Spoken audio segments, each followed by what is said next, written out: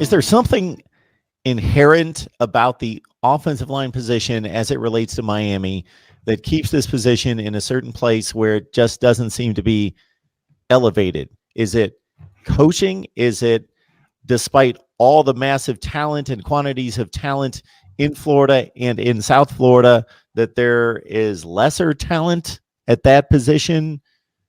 What is it that seems to be continuing in regards to the issues in developing the offensive line, in recruiting and developing the offensive line?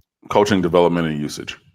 I mean, those three things just putting together. If you look again at the caliber of kids that Miami's gotten along the offensive line, there are guys that other teams wanted bad. Even if you're going back to a guy like who never played here, like a Barmillo, who was the year behind Brad Kaya from his same high school, Chaminade, out in LA, right? That's a kid that teams all over the West Coast wanted. He never played a snap here. Okay, maybe he wasn't going to be your left tackle of the future. He played left tackle at high school. He wasn't maybe not going to be your left tackle of the future here, but he never plays a snap. Again, I've been calling these names out, but Kylian Herbert was a 4-star. Florida and other SEC teams all over the Southeast wanted him. He chose Miami. I mean, he's played a handful of snaps and none of them in a meaningful situation. Excuse me. There's other guys. A lot of them. I mean, just go look at the list, where there is talent. And it is just, not been developed appropriately, not utilized appropriately. And I mean, this is why you have guys who are miscast. You have guys who are more guards than tackles, like a Trevor Darling at left tackle for years. Finally flipped up with Casey McDermott, who was a little bit bigger physically and fit that profile of a tackle more.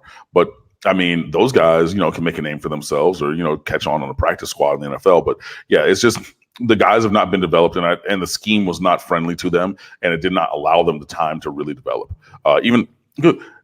Tyree St. Louis, he ended up as like a second, third team All-ACC player by the time that he left. But this is a guy who you figured everybody in America wanted this guy, everybody around the Southeast, all the big time championship caliber teams. And he amounted to almost nothing. So I mean, it's just, and I don't want not nothing as a person. His impact on the field could have been greater. I want to say that because I don't want to disparage the man because I don't know him like that to do that. But his impact, you would have thought, with the caliber of athlete at his size and where he went to school. He transferred to IMG, and everybody in America wants this guy. And he says, "No, I'm coming to Miami." But I mean, his career did not take the path that we thought necessarily it did, or it could have potentially. So there's a lot to be desired there.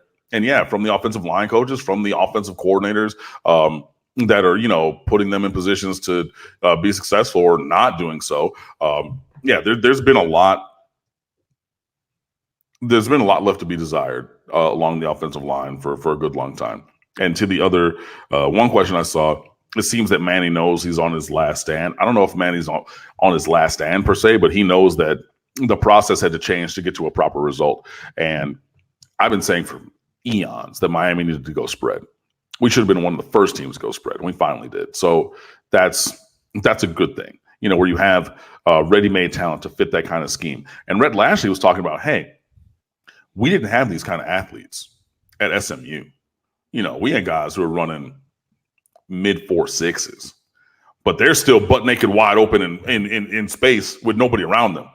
But then you come to Miami when you got like Mark Popes and all of the running backs that we have and all of the tight ends that we have and all the what? I mean, Rhett Lashley got to be a kid in a candy store. I'll tell you like this here. There's more skill position talent on this offense now than when he coordinated offense at Auburn with Nick Marshall.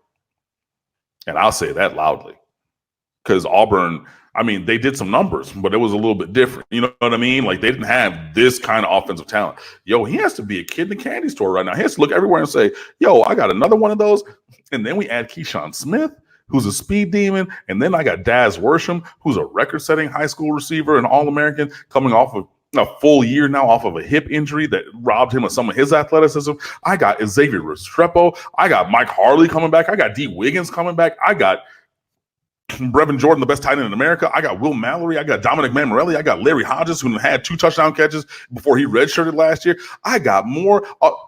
And then, I mean, look, I done named all these dudes. I didn't even mention Derek King, and I don't want to hear anything about a quarterback competition. Derek King is your starting quarterback here. He's one of 6 players ever in the history of college football to account for 50 touchdowns in a single season. This is a guy who Rhett Lashley saw from across the field when he was at SMU and King was at Houston. He said, man, if he was my quarterback, I could do some things. Now, that's his quarterback. Listen, what? But now if you have this spread scheme, hopefully it leans on the offensive line a little bit less, than a pro style scheme than the Dan Enos offense that we saw last year. So it happens, but I mean, I'm excited to see which way things can go. And Derek King, he said, the expectations are high. He has high expectations of himself. His expectation and goal is to have Miami 12-0 and have wherever that takes us. So he's coming in. He said it already. His expectation is 12-0. That's what he's working for. Whether we get there or not is yet to be seen. But that is the goal. That is the standard, and he's going to work his butt off to try to get there. So that's pretty awesome. To the person who says I tweet a lot, I have fast fingers. I don't know what to tell you.